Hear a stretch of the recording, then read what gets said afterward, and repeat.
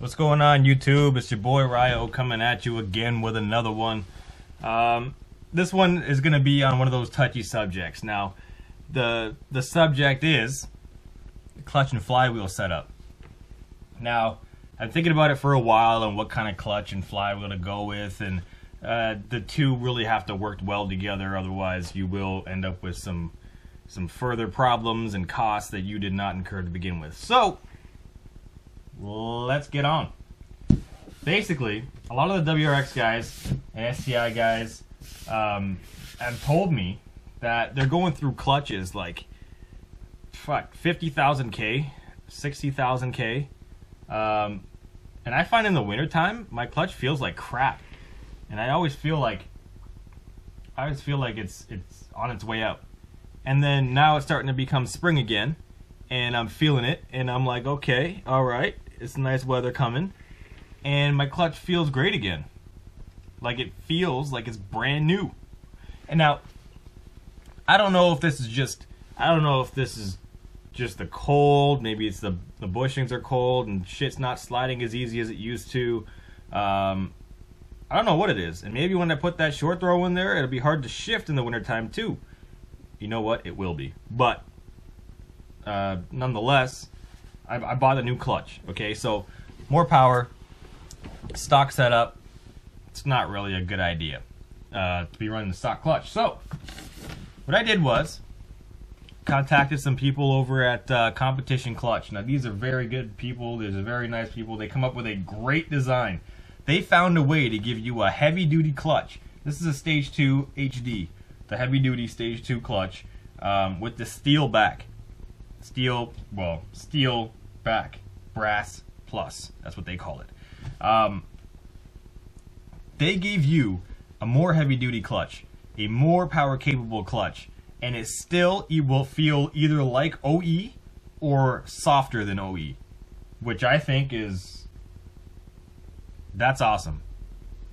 I honestly, at the very most, the number one complaint that I ever get from people is, I want a heavy-duty clutch, but I want it to be streetable. I want it to be drivable. I don't want a crap load of chatter and this and that and blah blah blah. And I always tell them, look, you gotta give some to get some. You gotta have some sacrifices to get what you want, especially when it comes to modifying your car and building it a certain way. So these guys have actually come up with a way to do it without actually having to give up all that much. Alright, so of course you will have the warranty sheet telling you exactly what's covered by warranty, how to warranty things, and then they do warranty their triple and twin disc clutches, it tells a lot about them, man. They're a good company. And what's a set of parts without some decals? Gotta have these bad boys. So you got two of them. You gotta have the symmetry. You know what's up. You know what's up. Well packaged. Alright. So in here you're gonna have your alignment tool. All necessary bearings. Again, very well packaged. This is thick. Don't worry about no nonsense. New disc, new bolts for the flywheel. It's a pressure plate.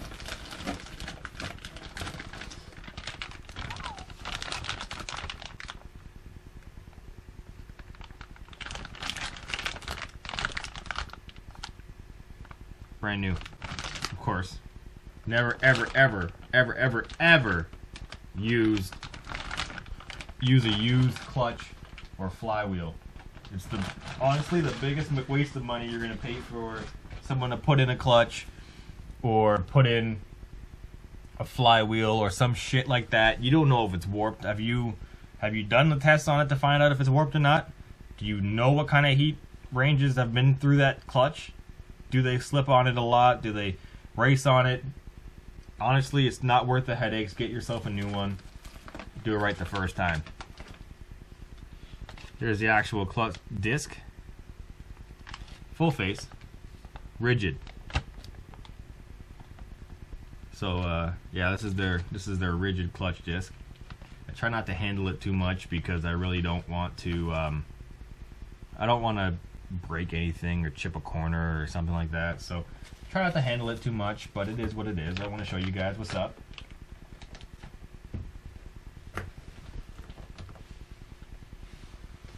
Alright. And now the flywheel. Now a lot of you are wondering what the hell kind of flywheel did you get? Alright. So this is the lightweight. I went with the lightweight and not the ultra lightweight.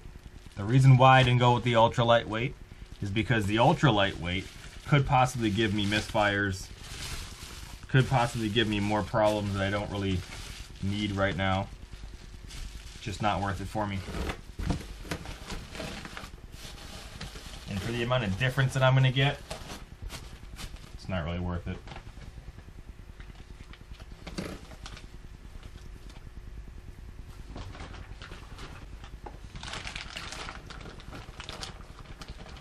Alright. So if you're going to take it out and take a look at it and put it back in, make sure you put it back in the exact way it came out.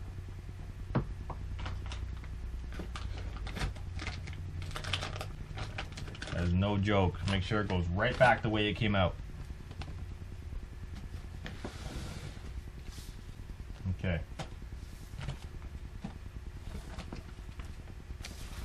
I want to kind of do things because I have a lot of modifications I need to do, a lot of parts I need to do, and I have them all just sitting there ready to go.